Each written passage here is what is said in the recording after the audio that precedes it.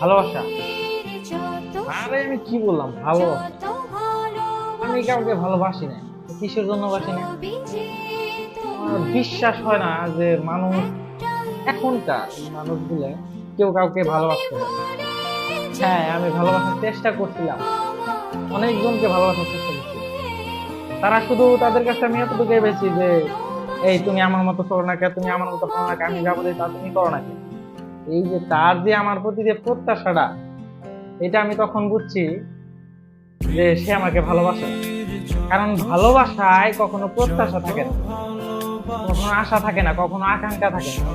ভালোবাসা তো নিজেকে সমর্পণ করা, যে সে আমার মতো হবে না, আমি তার মতো হয়ে যাবো। যেমন একটা কথা বলি, সৃষ্টিকর্তা পৃথিবীতে অনেক মানুষ সৃষ্টি করছে, অসংখ্য মানুষ সৃষ্টি করছে। কারো ফেসের সাথে কারো ফেস কি মিলে? মিলে না। কিসের জন্য মিলে না? এত মানুষ সৃষ্টি করছে, কারোর সাথে কারো ফেস মিলে না, যাতে কি মানুষ, মানে প্রত্যেকটা মানুষ আলাদা হয়, ভিন্ন হয়।